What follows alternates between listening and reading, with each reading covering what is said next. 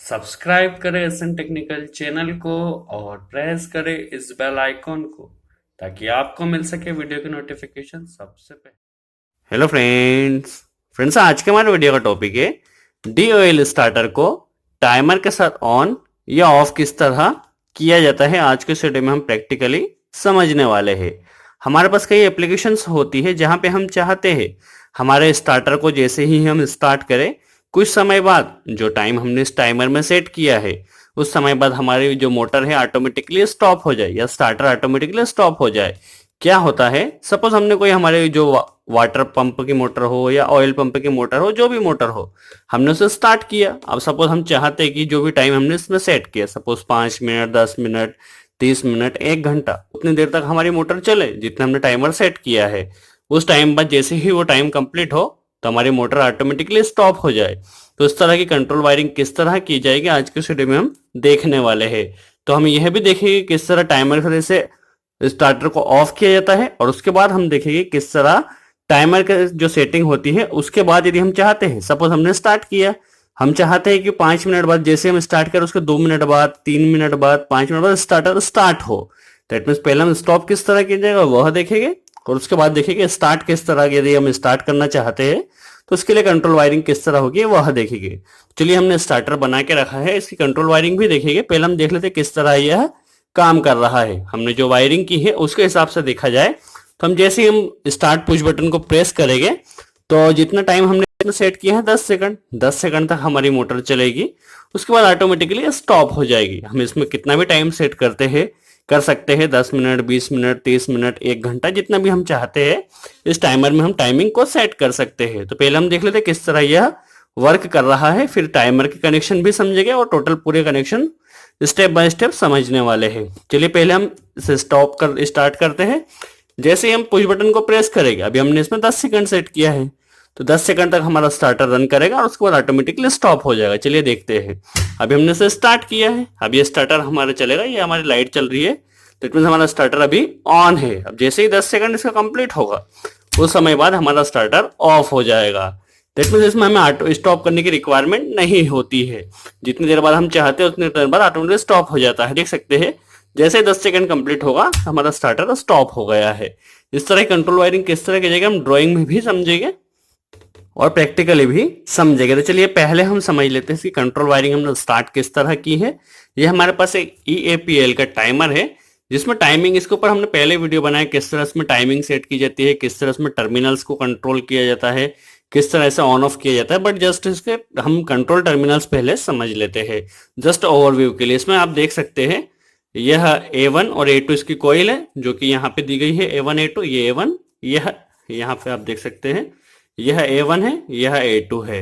इसके अलावा दो कॉमन, दो इन और दो एनसी दिए गए, 15 एंड 16 इसके साथ एनसी है। दैट मीन्स 15 एंड 16 यह एनसी है, इसे हमें यूज करना है। और 15 के साथ 18 एनओ है। एवं देखा जाए तो 25 के साथ 26 एनसी है, दैट मीन्स यह है इसके साथ एनसी है और इसके साथ एनओ है। हमें बस एक ही कॉमन और एक एनओ का यूज करना, एक ही एनसी का यूज करना है। जस्ट ये कॉमन और ये से एनसी का यूज करना है। यदि हम इसे स्टार्ट करना चाहते हैं तो एनओ का यूज करना होगा। हम जस्ट अभी स्टेप बाय स्टेप समझने वाले हैं। उसकी टाइमिंग की सेटिंग देखी जाए तो इसमें आप देख सकते हैं यह जो हमारे पास जो स्लाइडर है, यदि हम स्लाइडर को दोनों इस तरफ करते हैं तो हमारी सेकंड में सेटिंग होगी। एक को इधर करते हैं तो 30 सेकंड में सेटिंग होगी। और यदि हम चाहते हैं तो यदि इसको इसको इस तरफ कर सकते हैं, उसको इस तरफ करते हैं दूसरे वाले को तो 3 मिनट में सेटिंग होगी और दोनों को इधर करते हैं तो 30 मिनट में सेटिंग होगी। ये सेटिंग और कनेक्शन के ऊपर हम पहले ही वीडियो बना चुके हैं, यदि आप देखना चाहते हैं तो ड्राइंग के साथ देख सकते हैं। चलिए हमने कंट्रोल वायरिंग किस तरह की है स्टार्ट करते हैं और समझने की कोशिश करते हैं। एक बार फिर देख लेते हैं किस तरह यह काम कर रहा है। जस्ट वर्किंग तो हमने समझ ही ली है, जितने टाइम बाद हम इसे स्टॉप करना चाहते हैं उतने टाइम बाद स्टॉप हो जाएगा। हम इसके स्टेप बाय स्टेप वर्किंग समझ लेते, कनेक्शन समझ लेते हैं। तो हम पहले क्या करते हैं, सबसे पहले तो हमने DOL स्टार्टर ही बनाया है तो किस तरह बनाया है यह समझते हैं। सबसे पहले हमने क्या किया है, MCB से जो फेज आया है कंट्रोल फेज को हमने दिया है ओवरलोड रिले में। इस ओवरलोड रिले में यहाँ पर आया, उस ओवरलोड रिले से निकलने के बाद ये हमारा गया स्टार्ट स्टॉप पुश बटन में, NC में। स्टॉप पुश बटन से निकला, स्टॉप पुश बटन से निकलने के बाद ये हमारा आया स्टार्ट पुश बटन में। स्टार्ट पुश बटन से जैसे हम स्टार्ट पुश बटन को प्रेस करेंगे हमारे कॉन्टेक्टर ने ऑपरेट होना चाहिए। तो ये कॉन्टेक्टर को ऑपरेट होने के लिए हमने कॉन्टेक्टर की कॉइल में सप्लाई दे दी है और न्यूट्रल यहां से डायरेक्ट दे दिया है। तो ये तो हमारा कॉन्टेक्टर ऑपरेट हुआ जस्ट मैनुअल के लिए। अब ये इसमें हमने होल्ड डाउन नहीं दिया है, तो होल्ड डाउन के लिए हमने कॉन्टेक्टर का एनसी पॉइंट यूज किया है। दैट मीन्स जैसे ही टाइमर में सप्लाई जाएगी, जितने टाइम हमने सेट किया है, सपोज 10 सेकंड सेट किया है, तो 10 सेकंड तक एनसी से कंटिन्यू सप्लाई निकलती रहेगी। जैसे ही 10 सेकंड कंप्लीट हो जाएगी तो जो हमारा एनसी था वह एनो हो जाएगा और एनो होने की कंडीशन में यहां से सप्लाई कट जाएगी। और यहां से सप्लाई जैसे ही कटेगी तो हमारा होल्ड डाउन हमने इससे दिया है, होल्ड डाउन कट जाएगा और हमारी इसकी सप्लाई कट जाएगी। अब होल्ड डाउन हमने क्या किया है, होल्ड डाउन जैसे हम यहां से भी दे सकते हैं और यहां से भी दे सकते हैं। तो होल्ड डाउन की सप्लाई को हमने लिया है और जो हमारा टाइमर का एनसी पॉइंट है इसमें दिया, कॉमन में दिया, कॉमन एनसी से निकालते हुए ये हमने कॉन्टेक्टर के एनो में होल्ड डाउन दे दिया है। जैसे टाइमर की टाइमिंग कंप्लीट होगी तो ये सप्लाई कटते ही होल्ड डाउन कट जाएगा और होल्ड डाउन कटने की कंडीशन में हमारा स्टार्टर स्टॉप हो जाएगा।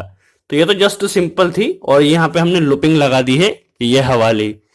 तो ये लूपिंग हमने लगा दी है, जिस तरह हम होल्ड डाउन देते हैं उसी तरह लूपिंग हमने लगाई है।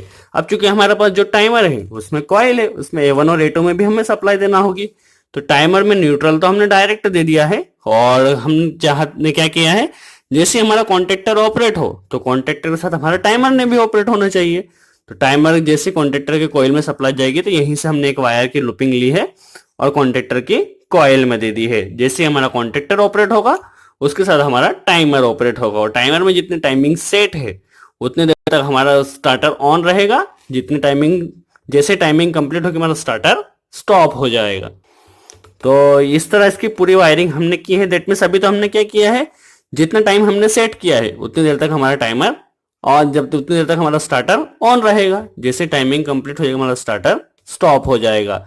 अब यदि हम चाहते हैं जैसे हम पुश बटन को प्रेस कर रहे हैं वो स्टार्टर को स्टार्ट करे और यदि हम उसका उल्टा चाहते हैं, दैट मीन्स 5 सेकंड तक 10 सेकंड तक हमारा स्टार्टर ऑन ना हो, जैसे टाइमिंग कंप्लीट हो उसके बाद हमारा स्टार्टर ऑन हो, तो उस कंडीशन में हम क्या करेंगे, इसे एनसी को ना यूज करते हुए इस एनओ को यूज करेंगे। दैट मीन्स हम चाहते हैं जैसे हमारा स्टार्टर को ऑन किया 10 सेकंड बाद हमारा स्टार्टर ऑन हो, तो उस कंडीशन में हम इसका एनओ को यूज करेंगे तो 10 सेकंड बाद हमारा स्टार्टर ऑन होगा। तो हमारा स्टार्टर इस तरह हम जैसा कनेक्शन चाहते हैं उस तरह कर सकते हैं। यदि हम चाहते हैं ये स्टार्टर को जैसे हम ऑन करें 10 सेकंड बाद हमारा स्टार्टर ऑन हो तो उस कंडीशन में हम इसका एनो यूज कर सकते हैं।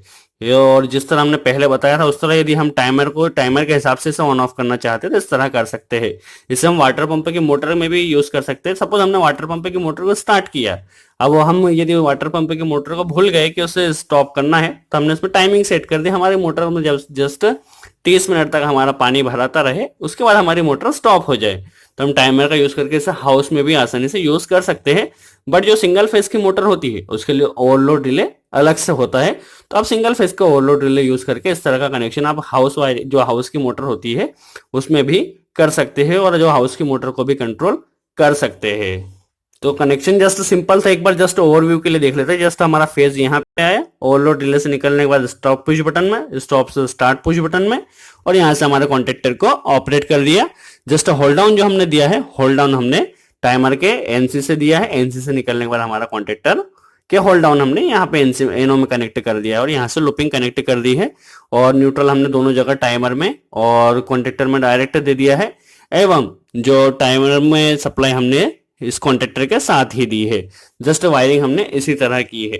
सो फ्रेंड्स, इस तरह में आपको जो भी डाउट्स हो वो कमेंट्स में जरूर पूछे, हम पूरी कोशिश करेंगे इसका आपको जवाब दे सके। सो फ्रेंड्स, आई होप आपको हमारा यह वीडियो अच्छा लगा हो। वीडियो कैसा लगा कमेंट्स में जरूर बताएं और अच्छा लगा हो तो लाइक का बटन जरूर प्रेस करें, क्योंकि इससे हमें पता चलेगा आपको हमारा वीडियो कैसा लग रहा है और हम आगे चल के आपके लिए और भी अच्छे अच्छे वीडियो बना सके। और फ्रेंड्स, एक और बात, यदि आप फेसबुक चलाते हो तो फेसबुक एसएन टेक्निकल नाम का जो हमारा पेज है उसे जरूर लाइक कर ले, क्योंकि उस पर हम सारे वीडियो भी अपलोड करते हैं तो आपको उसका नोटिफिकेशन भी मिलता रहेगा और आप हमारा कोई भी वीडियो मिस नहीं करेंगे। तो फ्रेंड्स, आज के लिए इतना ही। Thanks friends.